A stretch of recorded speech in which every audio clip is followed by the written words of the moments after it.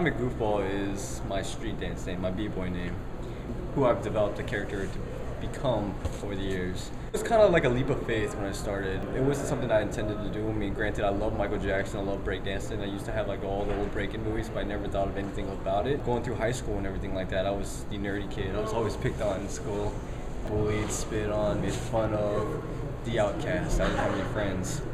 So I always seeked acceptance. And one day, like, I befriended my friend Dallas. He tried to teach me how to rollerblade, aggressive skate.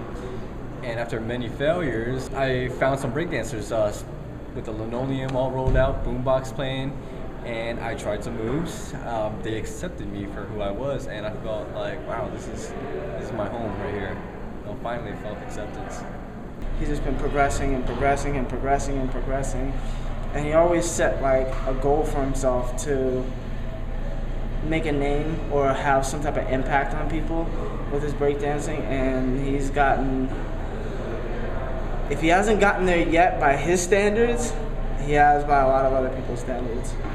Growing up, I had a deformity in my chest called pectus excavatum. It's where my sternum and my rib cage grew more and more in, like caving in, and it got to the point where it was an extreme condition where it was really close to my lungs and my heart. I guess it's probably one of the worst cases my doctor has ever seen. That's one of the reasons why I got made fun of in school a lot too, because people saw that and they use that as a tool to make fun of me and like think that I'm different, that I'm like, like I'm a monster or something like that.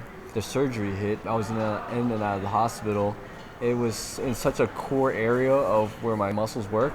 I couldn't do handstands or push-ups or anything like that because where it is, so I had to sit out for about a year. That hurt me because this is my outlet, this is my expression.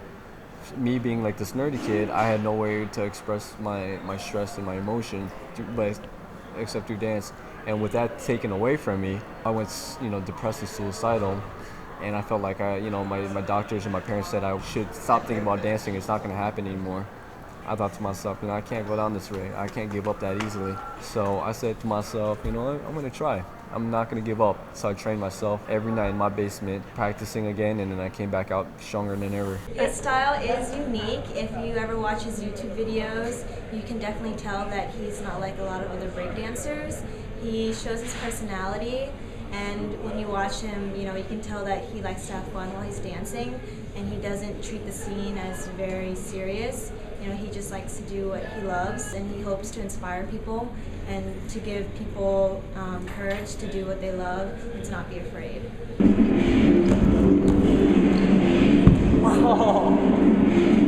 Did you get that on film? That's what you don't want to do. Over the years, he's really inspired me, helped me, work on moves, work on certain things. He's given me individual moves just to help me expand my skills.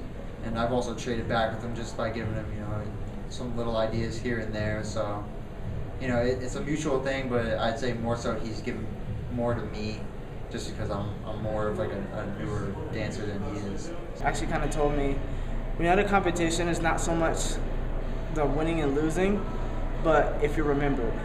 And he's definitely remembered at every competition he goes to. My emotions before battle is probably the same as most people when they're about to get into a fight. It's a huge adrenaline rush. You're scared, you're nervous, you have butterflies, you're sweating, and you just keep thinking to yourself, oh my gosh, what am I going to do first? How am I going to react? What's the outcome going to be? More so recently, I got flown out to Korea to do a 6-on-6 exhibition match. I was one of the top 6 in the world to be able to be flown over to Korea to battle the top 6 Korean b-boys, who at this point are one of the top countries right now in the b-boy scene. And that was an incredible experience. Hopefully in 5 years, I'll be even more stronger b-boy image. Hopefully I'll be able to have my own company. I still want to do the animation. I want to do more TV shows and movies, hopefully star in some, kind of branch off of dancing and into acting. I want to let the world see me. Whenever anybody comes up to me, it's the most warm feeling I've ever had. It's like your mom baking you some warm cookies and giving to you at the right moment and saying, here, you deserve this. I just have like this big smile on my face because one of the things that I really hope to do is to make an impact and to help anybody out there who has ever felt the way I felt when I was, going through middle school and high school. that painful time period where there was nobody and I had no inspiration, no friends or anything like that. And then those breakdancers back then gave me a way to become something stronger. If I could do that for somebody else and I see them coming up to me, that's just me saying, wow, you know what? I'm doing it, you know, I'm achieving my dream.